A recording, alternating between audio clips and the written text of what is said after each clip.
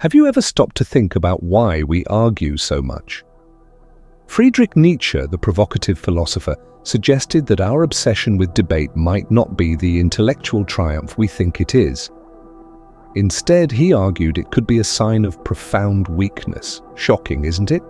After all, we live in a world where arguing is often seen as the pinnacle of intelligence. But what if it's just a facade, a mask for insecurity disguised as rationality? Think about the last time you got into an argument. Maybe it was to prove a point or defend something you believed in. In the end, was it worth it? Or was it like shouting into the wind, hoping it would change direction? Nietzsche challenges us to strip away appearances and confront a provocative question. Is true strength found in debate or in those who don't need it? Today, let's deconstruct the logic underpinning modern society and our personal struggles. It might not be comfortable, but it could be eye-opening. To understand Nietzsche's critique, we need to revisit another giant of philosophy, Socrates. Socrates believed reason was the lamp that illuminated the darkness of ignorance. To him, living without examining one's life was like navigating without a compass, lost in a sea of uncertainties. It's a powerful idea, but also a dangerous one. By placing reason at the center of everything, Socrates left us a complex legacy, the compulsion to justify even what doesn't need justification. Consider a simple example, making a decision based on instinct. Have you ever liked someone and just known deep down that you didn't need a reason? But then reason shows up like an uninvited guest asking, "Why do you like this person?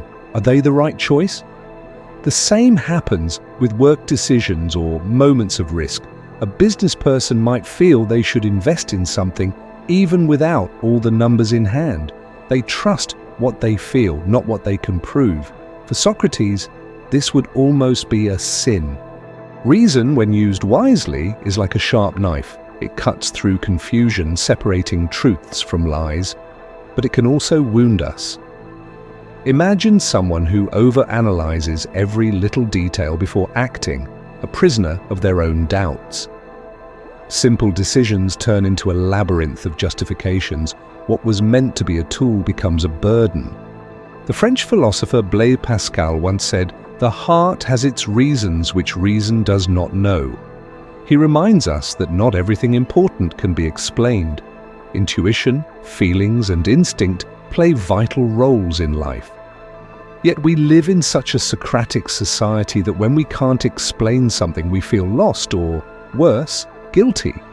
Socrates gave us a way of thinking, but has it also become a tyrant over our actions?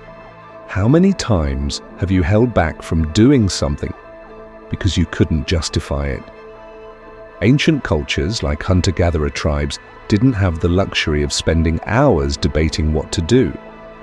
If instinct said to run, hunt, or fight, that's what they did. For them, survival was in the hands of the body and impulse, not the mind and doubt. Today, this might seem primitive, but are we really so different? Consider a soccer player making a split-second decision. He doesn't calculate angles or analyze every possibility. He feels a quick touch, a precise shot, and the goal happens. Not because he thought about it, but because he trusted what his body knew how to do. Nietzsche saw this as a fundamental truth. To him, a lion doesn't ask itself whether it should hunt. It doesn't write treatises on morality or seek the approval of its peers. It just acts. This strength, born from instinct, is natural and perhaps superior to logic. In contrast, we live in an age where everything demands an explanation.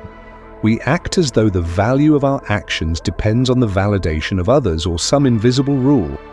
But what if some of our best decisions come from what we can't explain? Think back to a time when you felt the right path to take. Maybe it was during a job interview, a relationship, or a moment of danger.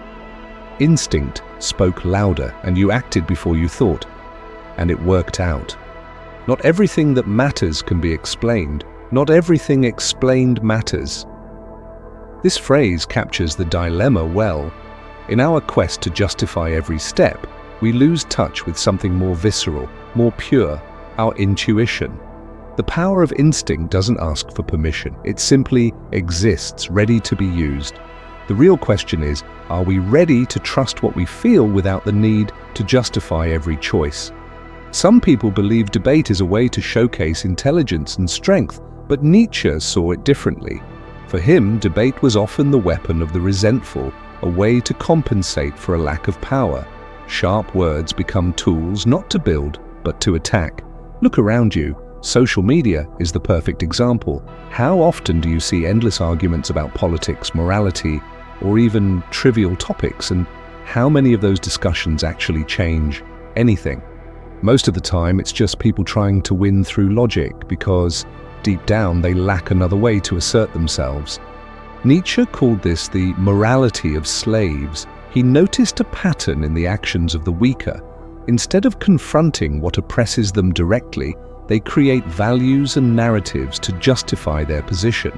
It's like a bird trapped in a cage, trying to open the door with its beak, not out of malice, but out of desperation.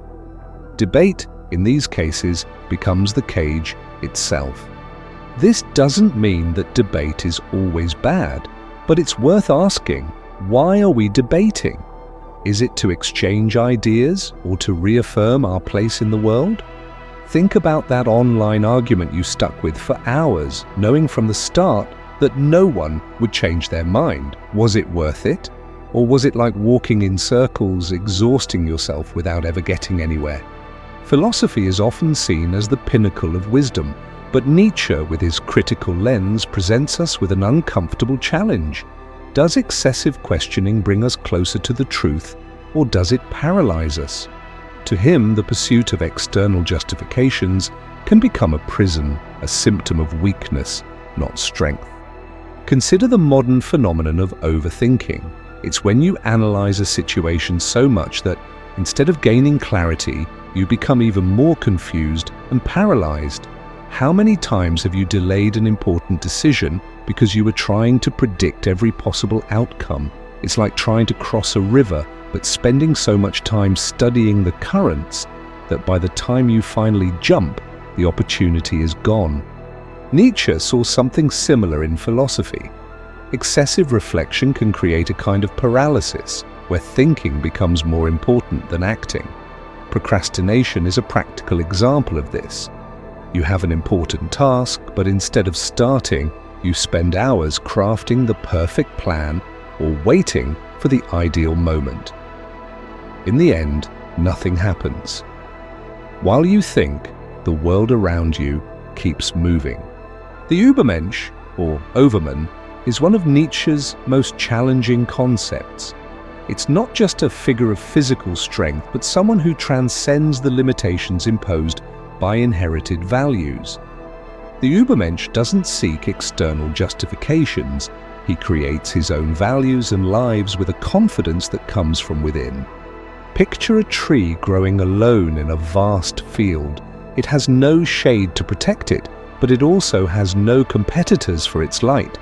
Its roots grow deep because it relies solely on itself. This is the essence of the Ubermensch, being self-sufficient and finding strength in one's instinct without needing validation or support. Today, the Ubermensch appears in many forms.